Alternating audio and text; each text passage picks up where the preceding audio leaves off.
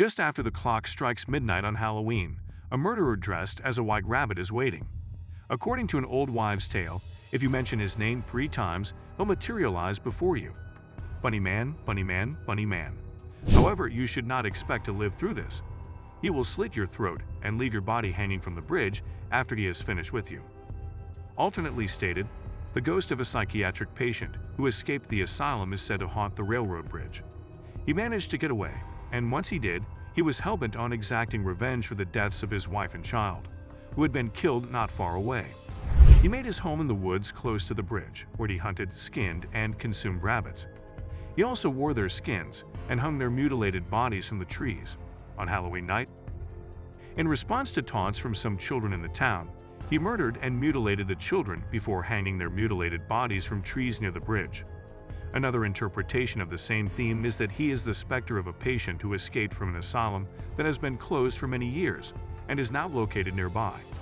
He is disguised as a rabbit and throws axes, or chainsaws or hatchets, at the cars of young couples who have parked by the bridge late at night while he is wearing the rabbit suit.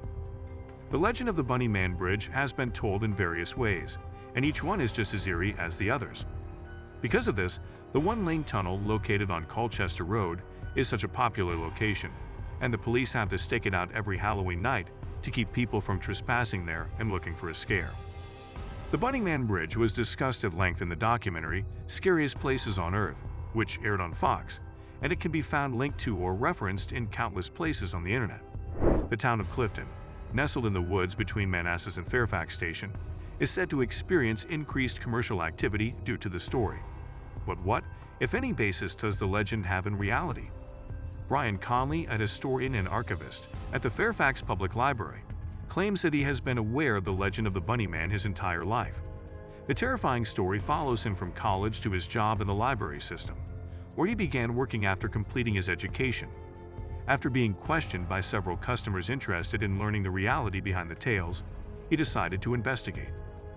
In his paper titled The Bunny Man Unmasked, The Real-Life Origins of an Urban Legend, which he wrote in December 2008, he stated that he first investigated the police records of Fairfax County, Virginia, looking for reports of gruesome murders that had occurred in the past. He discovered one that offered a possible explanation for some aspects of the Bunny Man's history. The gruesome murders of a mother and her baby girl, who was only 8 months old, made headlines in February 1949 and continued to do so for several months. After going missing during a car ride with the husband in Fairfax, the two were discovered in a shallow grave in the area the next day. The bodies of the victims were discovered by the police very quickly in a shallow grave. The mother had been beaten and shot, and her daughter had been buried alive while she was still alive. After being arrested, tried, and ultimately convicted, the husband and father were committed to a mental institution. Next, the librarian looked for evidence that a man wearing a rabbit costume was causing fear among residents of the Washington area. According to what is written in his paper, he came across a truly remarkable piece of writing in the Washington Post on October 22, 1970. The headline stated that police were looking for a man dressed as a bunny in Fairfax.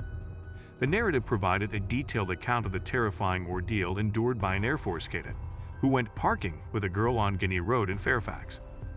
According to the report in Conley's paper, the service member described how a person dressed in a white suit with long bunny ears threw a hatchet through the windscreen of their vehicle and then skipped off into the night. On October 30, 1970, the Bunny Man allegedly made yet another appearance, as reported by the Post. On Guinea Road, residents said they saw a man dressed as a rabbit chopping away with a hatchet at a house still being built. After being confronted by a security guard, the bunny bolted out of the building. This was all for today. I hope you liked the video. Let us know your thoughts in the comments section below.